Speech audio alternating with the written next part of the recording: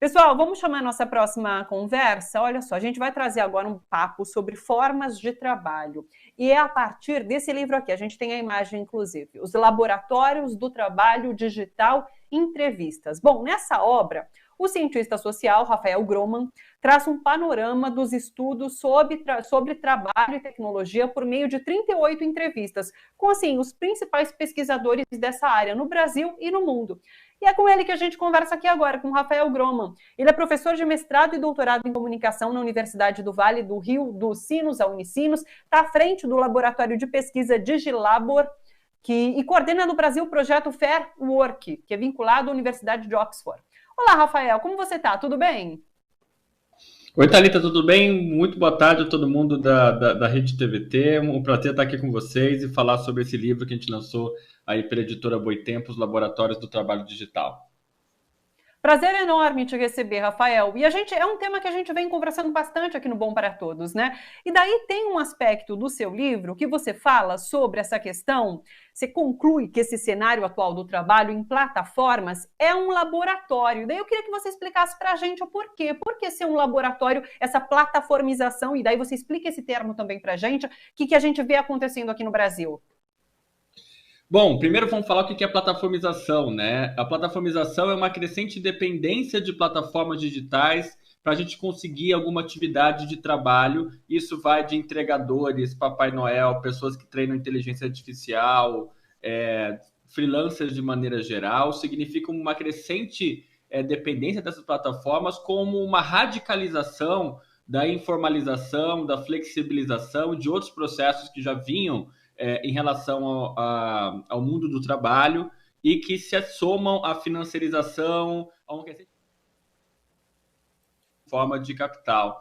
E isso, para pensar o que é um laboratório, é que muitas vezes a gente vê algo que eu falo que é a ideologia da Vanessa da Mata. Qual é a ideologia da Vanessa da Mata? Que as coisas não têm mais jeito, acabou, boa sorte.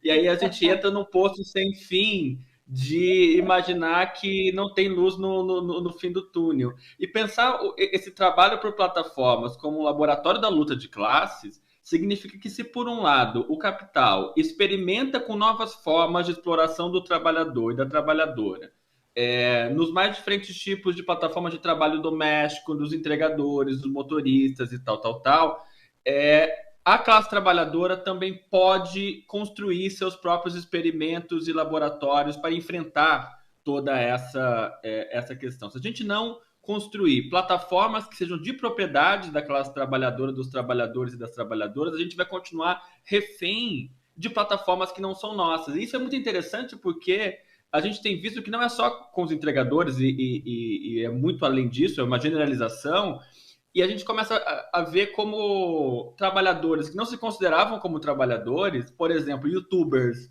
streamers, gamers, começaram a também se mobilizar e falar, bom, eu dependo de uma plataforma para poder ganhar o meu dinheiro, ou seja, eu não sou herdeiro, ou seja, eu sou da classe trabalhadora e dependo dos mecanismos dessa plataforma para poder conseguir ganhar dinheiro. E é preciso, então, que a gente construa e não dependa das lógicas dessas plataformas e passe a construir soluções locais, nacionais, para a construção de plataformas de propriedade de trabalhadores. É isso o que a gente espera, inclusive, para um governo popular num país como o Brasil. Ô, Rafael, quando você fala sobre essa construção de novas plataformas, a solução se daria por meio de abrir de alguma forma essa concorrência ou via justiça? Porque, na verdade, eu vi uma entrevista hoje, uma matéria na Brasil de Fato, de uma greve de motoboys do iFood em São José dos Campos. Eles pararam e eles conseguiram abrir uma negociação com o iFood para melhorar as condições de trabalho desses motoboys. Você acredita que uma melhora nas condições desse trabalho poderia se dar através da justiça? Eu acho que é um combo. A gente precisa de regulação. Eu coordeno no Brasil um projeto chamado Fair Work, que é um projeto coordenado pela Universidade de Oxford, no mundo, presente em 20 países, e a gente elenca princípios de trabalho decente em plataformas digitais. A gente avalia as principais plataformas em cada país para ver se elas estão cumprindo ou não os princípios de trabalho decente. Eu posso explicar daqui a pouco com um pouco mais de detalhes. E aí a gente tenta, a partir desses princípios de trabalho decente, pressionar as próprias plataformas, o poder público, a mídia, para que a gente consiga cada vez mais garantir trabalho decente em plataformas. Acho que esse é um movimento que vai via regulação, via judiciário, via legislativa, e que se soma, por exemplo, à organização dos trabalhadores, aos sindicatos, às associações. O movimento que a gente está vendo em São José dos Campos é um grande exemplo disso, desde do sábado, né?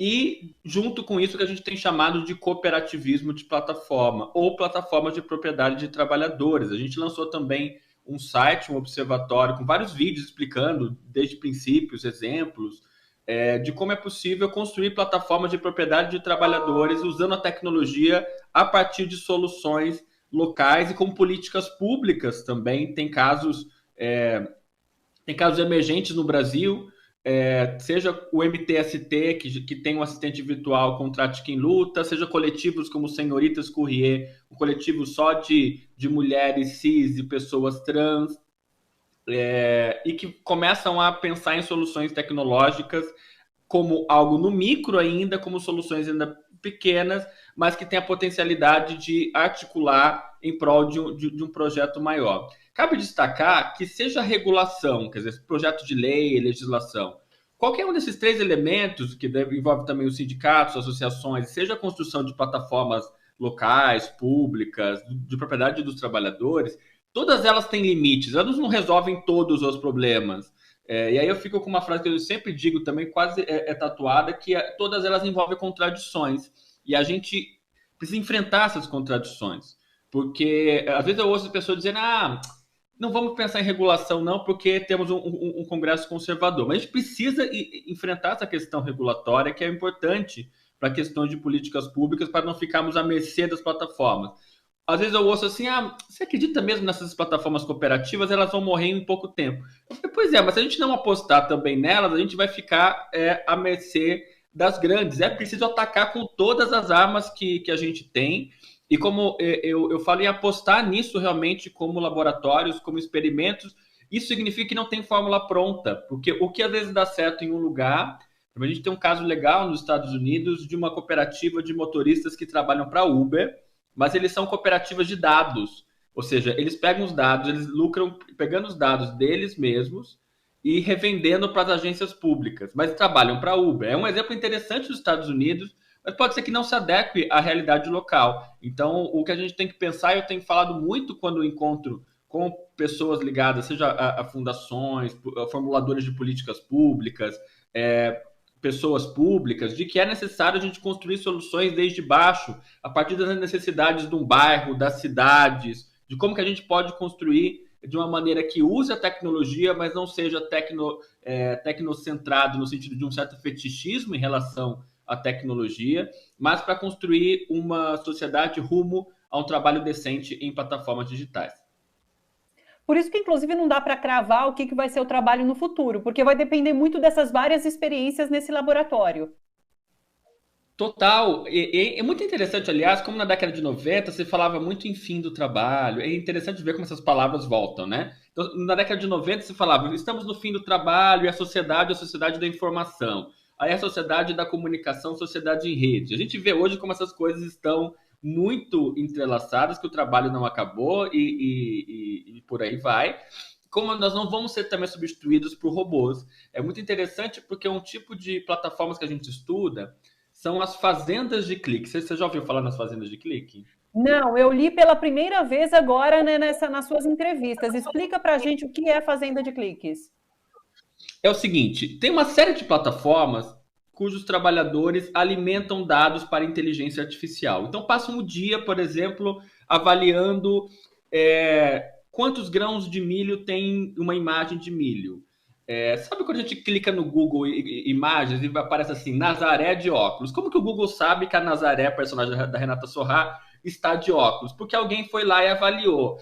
Isso aqui é um óculos, isso aqui é imagem. Ou seja, a inteligência artificial não atua sem uma multidão de trabalhadores. Em várias plataformas globais chamadas de microtrabalho ou de inteligência artificial. E aí tem um subtipo dessas plataformas, que são as fazendas de clique. Que é o seguinte, eu quero bombar o meu Instagram com seguidores. Eu quero ser que nem a Juliette e bombar o meu Instagram.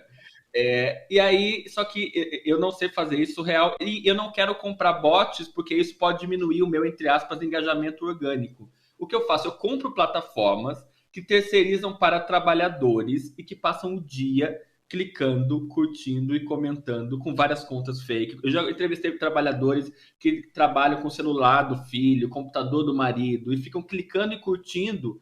Em geral, esses clientes são ou influenciadores, políticos, celebridades. A gente já achou até apresentadora de TV, dupla sertaneja, jogador de futebol, gente da área da saúde que compra clique com trabalhadores e aí simula como se fosse uma inteligência artificial, mas no fundo são trabalhadores que passam o dia clicando.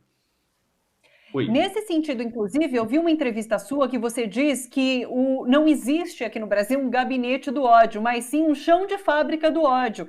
Que é isso, que são essas várias pessoas clicando loucamente em conteúdos, né? Exatamente. E agora a gente descobriu até uma que paga até para saber para aumentar o número de visualizações nos stories do Instagram. TikTok, as pessoas ganham 0,006 centavos por tarefa. E uma delas você ganha por dar dislike em vídeo no YouTube. Então, nem sempre aquilo nem um natural, cliquei porque não gostei, e nem é um bot também, mas são pessoas agindo, como a gente fala, como bots humanos. Isso é muito central, inclusive, para termos de políticas públicas, para a gente regular também isso, porque fica numa zona cinzenta. A gente não tem hoje, até pensando em legislação eleitoral ou legislação relacionada a isso, não se coloca, porque é muito invisível esse tipo de trabalho ou de plataformas. A gente fala que é uma deep web do trabalho por plataformas. Sim. Ô, Rafael, gostei demais de conversar com você. Apareça outras vezes aqui, a gente vai fazer novos convítes para discutirmos mais em relação a essa questão do trabalho, e acho muito essencial esse ponto que você traz em relação às eleições de 2022, porque é isso, a internet está aí, essas fazendas de cliques estão aí, e a gente precisa se aprofundar nessa discussão também. Agradeço demais, muito obrigada pela sua participação. Deixa eu chamar de novo o livro, pessoal, vamos colocar a capa aqui, que é da editora Boitempo, chama Os Laboratórios do Trabalho Digital, entrevistas em que o Rafael, então, conversou com 38 pessoas, entre os principais pesquisadores da área de trabalho, tecnologia no Brasil e no mundo. Rafael, muito obrigada, viu? Um abraço para você, um bom final de semana e até uma próxima oportunidade. Obrigadão, Thalita, obrigadão a todo mundo da Rede TVT. Um abraço. Beijo, esse é o Rafael Groman, que está lançando esse livro pela editora Boitempo, e que a gente vai trazer aqui para continuar essa conversa sobre mundo do trabalho, sobre precarização, sobre plataformas, sobre possibilidades de transformação a partir dessas iniciativas populares. Acho que tem muito assunto para a gente conversar com ele, e eu gostei muito, espero que você também tenha gostado dessa conversa.